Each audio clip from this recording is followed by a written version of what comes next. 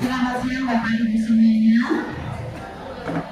Terima kasih sudah kumpul bersama di dalam ruangan ini untuk bersama-sama mendengarkan kami mengimbaskan ilmu yang kami dapatkan di pendidikan guru penggerak, di pendidikan calon guru penggerak tentang diseminasi budaya positif di sekolah SMP Negeri 29 Pekanbaru.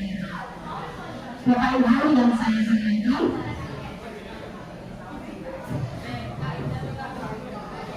di sini saya mohon izin akan menyampaikan apa yang kami dapatkan di pendidikan guru penggerak. Bukan bermaksud menggurui, tapi ini untuk berbagi apa yang kami dapatkan nanti akan kita terapkan di sekolah kita. Baik Bapak Ibu, kita lanjutkan. Ini adalah diseminasi budaya positif di sekolah SMP Negeri 29 Pekanbaru. Lalu, pada saat ini pendidikan kita mengenal dengan pembelajaran paradigma baru yang akan kita terapkan di sekolah kita, yaitu pembelajaran dengan paradigma baru dikenal dengan konsep berdiferensiasi. Prinsip belajar ini diharapkan peserta didik belajar sesuai dengan kebutuhan untuk mewujudkan profil pelajar Pancasila. Nah, di sini ada mengubah paradigma dari stimulus respon ke pendekatan teori konten. Kalau di stimulus respon, biasanya kita menganggap bahwa realitas kebutuhan kita itu sama. Sedangkan di teori konten berbeda ya. Kalau di teori konten, realitas kebutuhan kita itu berbeda, bukan sama. Selanjutnya, semua orang melihat hal yang sama. Nah, di teori konten, setiap orang itu memiliki gambaran yang berbeda. Selanjutnya, kita mencoba mengubah orang agar berpandangan sama dengan kita. Itu di stimulus respon. Sedangkan di teori konten, kita berusaha memahami pandangan orang lain tentang dunia. Selanjutnya, perilaku dulu dilihat sebagai suatu kesalahan. Sedangkan di teori konten, semua perilaku itu memiliki satu tujuan. Selanjutnya, orang lain bisa mengontrol Anda, hanya Anda yang bisa mengontrol diri Anda. Nanti kita ada sedikit permainan setelah ini. Selanjutnya, saya bisa mengontrol orang lain. Nah, Anda tidak bisa mengontrol orang lain. Di stimulus respon, pemaksaan ada pada saat wujudkan gagal. Kalau sudah gagal, terpaksa kita paksa. Nah, kalau di teori kontrol tidak ada. Yang ada adanya kolaborasi dan konsensuasi menciptakan pilihan-pilihan baru. Yang terakhir, di stimulus respon ada model berpikir menang atau kalah. Kalau tidak menang, dia kalah. Nah, kalau di teori konten, model berpikir itu menang kalah. Nah, kita tahu pertanyaan ini. Kita berpasangan sebenarnya budaya positif ini. Budaya positif merupakan perwujudan keyakinan universal yang diterapkan di sekolah. Selama ini, kita sebagai guru berkewajiban mengontrol perilaku siswa agar memiliki perilaku yang sesuai dengan guru harapkan. Selama ini kita begitu. Nah, bagaimana perwujudannya? Perwujudannya, guru sering memberikan hukuman. Kepada siswa yang melakukan kesalahan dan memberikan imbalan atau penghargaan kepada siswa yang melakukan perbuatan baik. Kenyataannya begitu. Nah, kita lihat. Nah, pada hari ini konsep inti budaya positif akan kita kaji bersama, akan kita bahas bersama. Yang pertama adalah perubahan paradigma belajar, tadi sudah ya. Disiplin positif, kemudian nilai-nilai kebajikan, motivasi perilaku manusia, lanjut nanti ada keyakinan kelas, lanjut kebutuhan dasar manusia, posisi kontrol, terakhir adalah segitiga restitusi. Baik, kita lanjutkan. Nah, Ibu, ketika kita mendengar kata disiplin, apa sih Bu yang ada di benak kita? Yang ada di pikiran kita itu disiplin. yang ada terlintas di pikiran kita kata disiplin itu apa? Berhubungan dengan perhatian, tanggung jawab, kepatuhan, disiplin masuk. Nah, sekarang kita lihat. Nah, ini pengertiannya. Disiplin positif itu.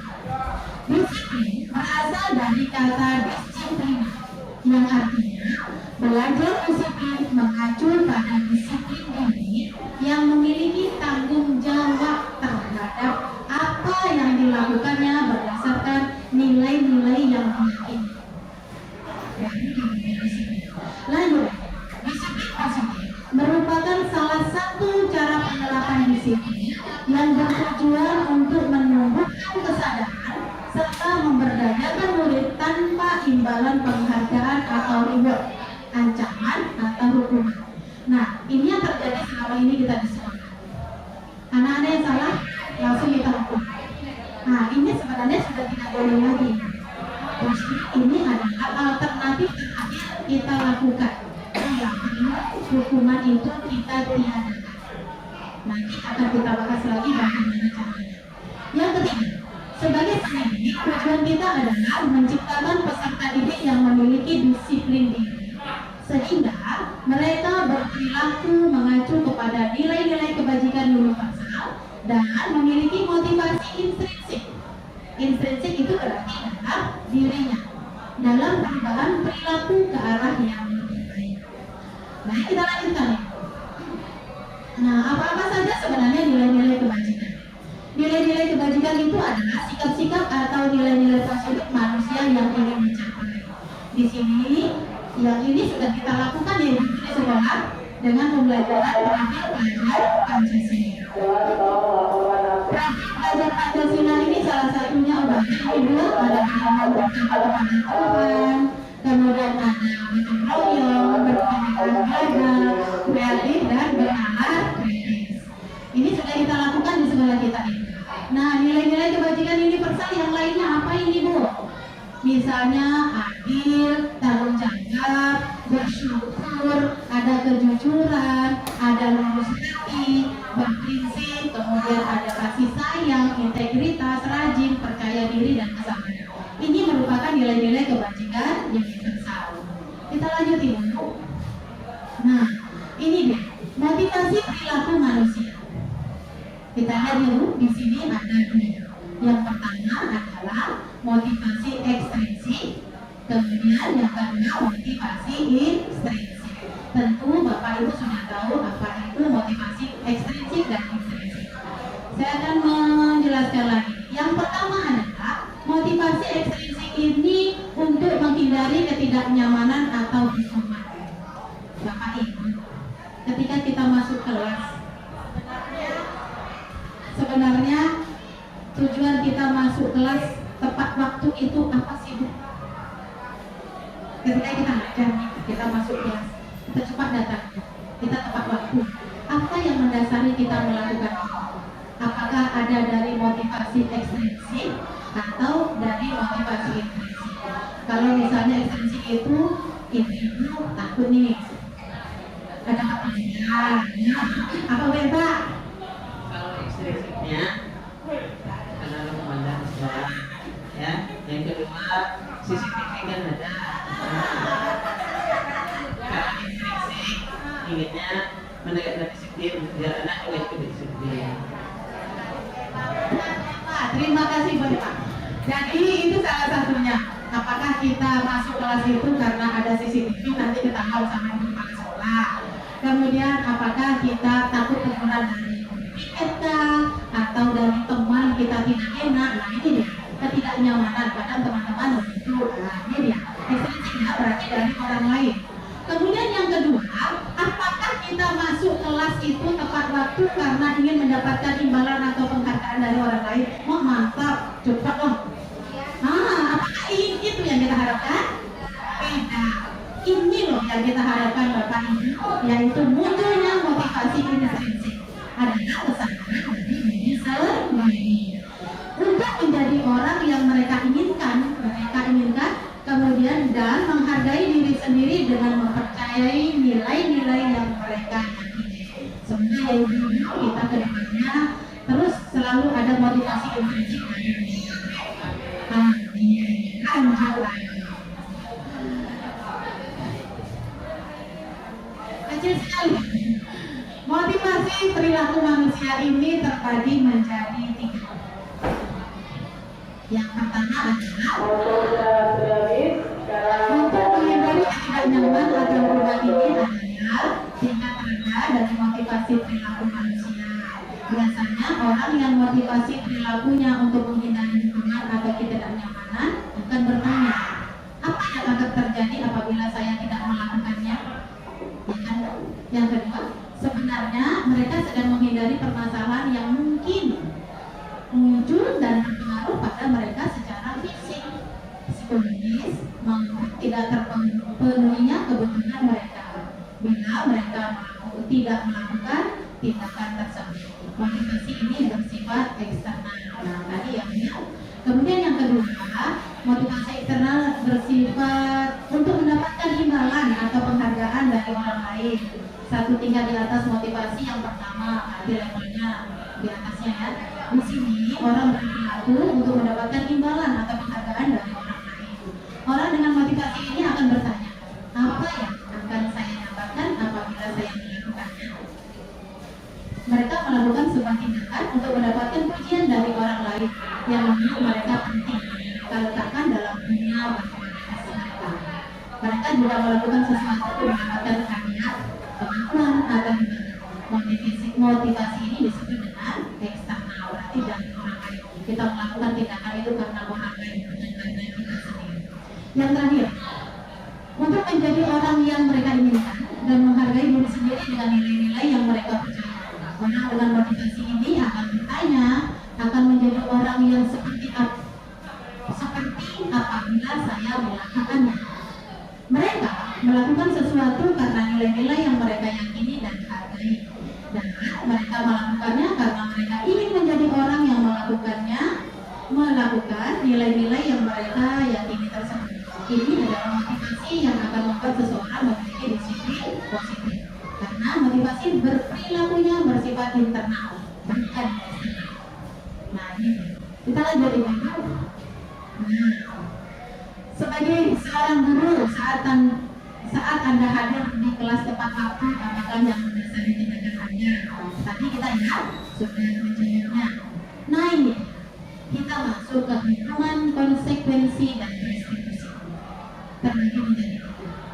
Kalau hukum, pada dasarnya kalau hukum, ketika ada masalah biasanya langsung ada tindakan hukuman tersebut. Misalnya apa itu? Anak terlambat datang ke sekolah, biasanya hukumannya apa? Mengambil sampah misalnya. Ya, kalau hari Kamis gimana mengerti? Membaca Al-Quran, berarti tindakan secara langsung. Nah, kalau konsekuensi sudah ada aturannya. Maksudnya anak sudah tahu jika melakukan pelanggaran ada sanksi yang diterima. Ini biasanya kita lakukan di kelas ya. Kita sudah janji dengan anak, kita mengumpulkan PR. Kemudian anak tidak melakukannya, tidak mengerjakannya. Biasanya mereka sudah tahu apa konsekuensi yang diterima. Itu konsekuensi. Lanjut. Restitusi nanti akan dibahas lebih lanjut di terakhir. Ini restitusi itu sebuah pendekatan untuk menciptakan disiplin positif. Ini ada banyak, ini ada 8. Yang pertama adalah restitusi bukan untuk menebus kesalahan, namun belajar dari kesalahan. Ini saya sudah mencobanya ya. Lanjut yang kedua, restitusi memperbaiki hubungan. Yang ketiga, restitusi adalah tawaran bukan paksaan. Yang keempat, restitusi menuntut untuk melihat ke dalam diri anak. Yang kelima, restitusi mencari kebutuhan dasar yang mendasari tindakan. Yang keenam, restitusi diri adalah cara paling bernilai. Restitusi fokus pada karakter bukan tindakan. Yang kedelapan, restitusi menguatkan. Restitusi fokus pada solusi atau jalan keluar, mengembalikan murid yang berbuat salah pada kelompoknya. Jadi anak tidak merasa malu lagi, tidak merasa dikucilkan. Itu tujuan restitusi. Nanti akan bahas lebih lanjut. Keyakinan kelas, kita masuk ke keyakinan kelas ya. Mengapa keyakinan kelas? Mengapa bukan peraturan kelas? Kita lihat, mengapa ya? Ibu, keyakinan kelas itu berlandaskan nilai-nilai kebajikan atau prinsip universal. Betul atau salah, Bu? Benar. Kita lihat kunci jawaban. Nah, benar. Keyakinan kelas itu berlandaskan nilai-nilai kebajikan atau prinsip universal. Betul sekali. Nah, tujuan keyakinan kelas itu apa sih sebenarnya? Ini dia. Tujuannya adalah untuk memastikan bahwa siswa merasa aman, merasa dihormati, dan termotivasi untuk belajar di lingkungan yang mendorong kolaborasi, yang mendorong kerjasama, dan rasa hormat untuk semuanya. Kalau kita sudah membuat keyakinan di kelas itu, anak-anak akan tertanam keyakinannya. Oh iya, aku melanggar yang ini ya. Nah, ingat, melanggar peraturan yang mana, keyakinan yang mana. Iya ibu, misalnya keluar masuk nih anak-anak nih, keluar masuk. Ingat kembali, keyakinan kelas apa nak yang kamu langgar? Oh iya ibu, saya keluar masuk, berarti saya harus bagaimana? Nah itu dia sudah tahu. Nah itu ya bu, tujuan keyakinan kelas. Kita lanjutkan. Kebutuhan dasar manusia itu ada 5. Yang pertama adalah kebutuhan bertahan hidup, kebutuhan kasih sayang dan rasa diterima, kemudian kebutuhan penguasaan, kesenangan dan kebebasan. Itu semuanya kita butuhkan. Lanjut. Nah, 5 kebutuhan dasar manusia. Kebutuhan bertahan hidup. Apa itu sebenarnya? Kebutuhan bertahan hidup atau survival adalah kebutuhan yang bersifat psikologis untuk bertahan hidup, misalnya kesehatan, rumah, makanan. Kebutuhan biologis sebagai bagian dari proses reproduksi termasuk kebutuhan untuk tetap bertahan hidup. Komponen psikologis pada kebutuhan ini meliputi kebutuhan dan perasaan aman. Nah, ini kebutuhan bertahan hidup. Lanjut, kasih sayang dan rasa diterima. Kebutuhan untuk diterima. Kebutuhan ini dan 3 kebutuhan berikutnya adalah kebutuhan psikologis. Kebutuhan untuk disayangi dan diterima meliputi kebutuhan akan hubungan dan koneksi sosial. Kebutuhan untuk memberi dan menerima kasih sayang dan kebutuhan untuk merasa menjadi bagian dari suatu kelompok. Nah, komponen ini juga meliputi keinginan untuk tetap terhubung dengan orang lain, seperti teman, keluarga, pasangan hidup, teman kerja, binatang peliharaan, dan kelompok di mana kita tergabung. Selanjutnya, anak-anak memiliki kebutuhan dasar kasih sayang dan rasa diterima yang tinggi. Biasanya ingin disukai. Nah, ini ya Bu, anak-anak ini kan inginnya disukai. Kita juga ya, ingin disukai, diterima oleh lingkungan, tidak merasa dikucilkan. Mereka juga akrab dengan orang tuanya. Biasanya mereka belajar karena suka pada gurunya. Nah ini dia. Bagi mereka, teman sebaya sangatlah penting. Mereka juga biasanya suka bekerja dalam kelompok. Nah ini kasih sayang. Berikutnya penguasaan. Apa sebenarnya penguasaan? Penguasaan adalah kebutuhan pengakuan atas kemampuan. Kebutuhan ini berhubungan dengan kekuatan untuk mencapai sesuatu, menjadi kompeten, menjadi terampil, diakui atas prestasi dan keterampilan kita, didengarkan dan memiliki rasa harga diri. Kebutuhan ini meliputi keinginan untuk dianggap berharga, bisa membuat perbedaan, bisa membuat pencapaian, kemudian ada kompeten, diakui dan dihormati. Ini meliputi self-esteem. Dan keinginan ini untuk meninggalkan pengaruh. Anak-anak yang memiliki kebutuhan dasar akan penguasaan yang tinggi biasanya selalu ingin menjadi pemimpin. Ada di kelas kita ya Bu ya? Ada. Mereka juga suka mengamati sebelum mencoba hal baru dan merasa kecewa bila melakukan kesalahan. Nah ini dia. Mereka juga biasanya rapi dan sistematika dan selalu ingin mencapai yang terbaik. Yang keempat, kebebasan atau kebutuhan akan pilihan. Kebutuhan untuk bebas adalah kebutuhan akan kemandirian, otonomi, memiliki pilihan dan mampu mengendalikan arah hidup seseorang. Anak-anak dengan kebutuhan kebiasaan yang tinggi menginginkan pilihan. Mereka perlu banyak bergerak, suka mencoba-coba, tidak terlalu terpengaruh orang lain dan senang mencoba hal baru dan menarik. Ini kebebasan, tidak mau diikat. Terakhir, kesenangan, kebutuhan untuk merasa senang. Kebutuhan akan kesenangan adalah kebutuhan untuk mencari kesenangan, bermain dan tertawa. Anak-anak dengan kebutuhan dasar kesenangan yang tinggi biasanya ingin menikmati apa yang dilakukan. Mereka juga bisa berkonsentrasi tinggi saat mengerjakan hal yang disenangi. Berarti kalau tidak disenangi, tidak fokus, tidak mau. Mereka suka permainan dan suka mengoleksi barang, suka bergurau, suka melucu dan menggemaskan. Bahkan saat mereka bertingkah laku buruk, mereka masih tetap terlihat lucu. Nah, itu Ibu Ica senang. Kita semua orang senantiasa berusaha untuk memenuhi kebutuhan dengan berbagai cara. Bila mereka tidak bisa mendapatkan kebutuhan dengan cara positif, nah ini dia, mereka bisa melanggar peraturan atau melakukan hal-hal yang tidak sesuai dengan nilai-nilai kebajikan. Seorang murid yang tidak begitu berhasil secara akademik, mungkin kebutuhannya akan penguasaan tidak terpenuhi di sekolah. Oleh karena itu, mungkin dia akan mencoba untuk memenuhi kebutuhannya akan penguasaan dengan mencoba mengatur orang lain di lapangan bermain, tetap akan menyakiti mereka secara fisik. Nah, sebagai guru, kita dapat melibatkannya dalam kegiatan yang memberi peluang murid tersebut membuat pencapaian yang berarti. Seorang yang tidak merasa diterima oleh teman-temannya, kebutuhan akan kasih sayang dan rasa diterima tidak terpenuhi. Oleh karena itu, dia mungkin akan memiliki satu teman dan memisahkan diri dari yang lain, mengucapkan diri. Sebagai guru, kita bisa membangun hubungan yang bisa membangun kepercayaan dan keimanan dengan murid ini. Ini menurut Dan Gosen. Menurut Dan Gosen dalam bukunya Dissertation tahun 1998,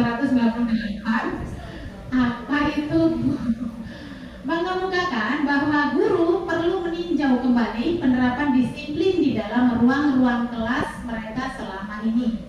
Apakah telah efektif? Apakah berpusat? Apakah memerdekakan dan memandirikan murid? Bagaimana dan mengapa? Melalui serangkaian riset dan berdasarkan pada teori kontrol Dr. William, berkesimpulan ada 5 posisi kontrol yang diterapkan seorang guru, orang tua ataupun atasan dalam melakukan kontrol. Nah, ini dia posisi kontrol kita. Ada penghukum, nanti kita cari tahu kita yang mana sebenarnya. Ada penghukum, pembuat merasa bersalah, teman, pemantau, atau manajer. Kita yang mana satu, saudara? Kita di posisi yang mana? Nah, sebagai penghukum. Seorang penghukum bisa menggunakan hukuman fisik maupun verbal, mencubit, menjewer misalnya. Orang-orang yang menjalankan posisi penghukum senantiasa mengatakan bahwa sekolah memerlukan sistem atau alat yang dapat lebih menekan murid-murid lebih dalam lagi. Guru yang menerapkan posisi penghukum akan berkata, patuhi aturan saya atau awas. Saya jujur pernah loh, ini saya awas ya. Nah itu ya, kamu selalu saja salah. Ayo ibu pernah? Kamu terus, nah gitu. Terlambat lagi, kamu lagi, nah, lagi, selalu yang terakhir selesai. Guru seperti ini senantiasa percaya hanya ada satu cara agar pembelajaran bisa berhasil, yaitu cara diam. Nah itu dia penghukum. Kita pernah melakukan ini, Ibu? Ada. Yang kedua, pembuat rasa bersalah. Pada posisi ini biasanya guru akan bersuara lebih lembut. Pembuat rasa bersalah akan menggunakan keheningan yang membuat orang lain merasa tidak nyaman. Dia merasa bersalah atau rendah diri. Kata-kata yang keluar dengan lembut akan seperti ini. Ibu sangat kecewa sekali dengan kamu. Ibu sangat kecewa sekali dengan kamu. Nah itu saya pernah juga ya. Memohon lah, Berapa kali Bapak harus memberitahu kamu ya? Gimana coba kalau orang tua kamu tahu kamu berbuat begini? Coba. Kan? Di posisi ini, murid akan memiliki penilaian diri yang buruk rupanya kalau kita mengatakan begitu tentang diri mereka. Murid merasa tidak berharga dan telah mengecewakan orang-orang yang disayanginya. Siapa itu? Gurunya, orang tuanya. Dia membuat rasa bersalah. Lanjut, kalau sebagai teman itu seperti apa sih, Bu? Guru pada posisi ini tidak akan menyakiti murid, Bu, namun akan tetap berupaya mengontrol murid melalui persuasi atau ajakan. Posisi teman pada guru bisa negatif ataupun positif. Positif di sini berupa hubungan baik yang terjalin antara guru dan murid. Guru di posisi teman menggunakan hubungan baik dan umur untuk mempengaruhi seseorang. Mereka akan berkata begini, ayo bantulah demi Bapak ya. Kadang-kadang begitu, ayolah nak bantulah Ibu. Nah, ayo, ingat tidak bantuan Bapak selama ini? Berarti diungkit, apa? Mengungkit kebaikan. Nah ini sebagai teman, merasa sudah akrab. Lanjut, nah ini. Hal negatif dari posisi teman adalah bila suatu saat guru tersebut tidak membantu, maka murid akan kecewa dan berkata, saya pikir Bapak atau Ibu teman saya. Saya pikir Bapak atau Ibu teman saya, rupanya bukan. Nah itu dia. Murid merasa dikecewakan dan tidak mau lagi berusaha. Hal lain yang mungkin timbul adalah murid hanya akan bertindak untuk guru tertentu saja, tidak ke semuanya, dan tidak untuk guru lainnya. Hanya satu, kalau sudah guru itu, kalau tidak dengan guru itu tidak mau yang lain. Murid akan tergantung pada guru tersebut. Nah itu dia, berharap harus dia. Lanjut, sebagai pemantau. Memantau berarti mengawasi. Pada saat kita mengawasi, kita bertanggung jawab atas perilaku orang-orang yang kita awasi. Posisi pemantau berdasarkan pada peraturan-peraturan dan konsekuensi. Dengan menggunakan sanksi atau konsekuensi, kita dapat memisahkan hubungan pribadi kita dengan murid. Sebagai seseorang yang menjalankan posisi pemantau, pertanyaan biasanya yang diajukan sebagai pemantau adalah, peraturannya apa? Apa yang telah kamu lakukan? Sanksi atau konsekuensinya apa? Konsekuensinya apa? Nah ini dia pemantau. Seorang pemantau sangat mengandalkan penghitungan, catatan, data. Dia pakai data-data lengkap itu, Bu, yang dapat digunakan sebagai bukti atas perilaku seseorang. Posisi ini akan menggunakan stiker, slip catatan, daftar cek. Posisi pemantau sendiri berawal dari teori stimulus respon yang menunjukkan tanggung jawab guru dalam mengontrol murid. Nah, sebagai manajer ini yang diharapkan.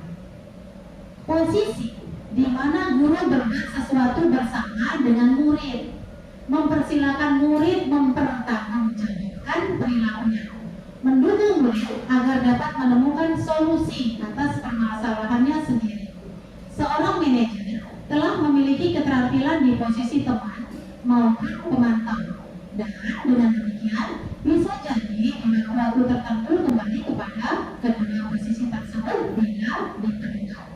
Namun, bila kita menginginkan murid-murid kita menjadi manusia yang berbeda, mandiri dan bertanggung jawab, maka kita perlu mengacu kepada restitusi yang dapat menjadikan murid kita sebagai manajer bagi dirinya sendiri, mengatur dirinya sendiri. Nah, manajer, di mana manajer? Murid diajar untuk menganalisis kebutuhan dirinya maupun kebutuhan orang lain. Di sini penekanannya bukan pada kemampuan membuat konsekuensi, namun dapat berkolaborasi dengan murid bagaimana memperbaiki kesalahan yang ada. Seorang manajer akan berkata, apa yang kita yakininya? Kembali ke keyakinan kelas. Nah ini dia, apa yang kita yakini? Kemudian, apakah kamu meyakininya? Jika kamu meyakininya, apakah kamu bersedia memperbaikinya? Jika kamu memperbaiki ini, hal ini menunjukkan apa tentang dirimu? Apa rencana kamu untuk memperbaiki hal ini? Nah, itu dia. Tugas seorang manajer bukan untuk mengatur perilaku seseorang. Kita membimbing murid untuk dapat mengatur dirinya. Seorang manajer bukannya memisahkan murid dari kelompoknya, tapi mengembalikan murid tersebut ke kelompok dengan lebih aman dan mudah. Ya, manajer. Ini kita harapkan ya ibu kita ini sebagai manajer. Apa semuanya pernah menjadi manajer? Iya, ya. Mantapnya juga. Nah, ini ada 3 tahapan dalam melakukan restitusi. Yang pertama, ada menstabilkan identitas, kemudian validasi tindakan yang salah, kemudian menanyakan keyakinan. Nah, ini nanti setelah ini kita lihat video ya itu. Ada segitiga restitusi. Yang pertama adalah menstabilkan identitas. Bertujuan untuk mengubah identitas anak yang gagal karena melakukan kesalahan menjadi orang yang sukses, dari merasa sedih dan emosional hingga mampu menggunakan fungsi rasionalnya.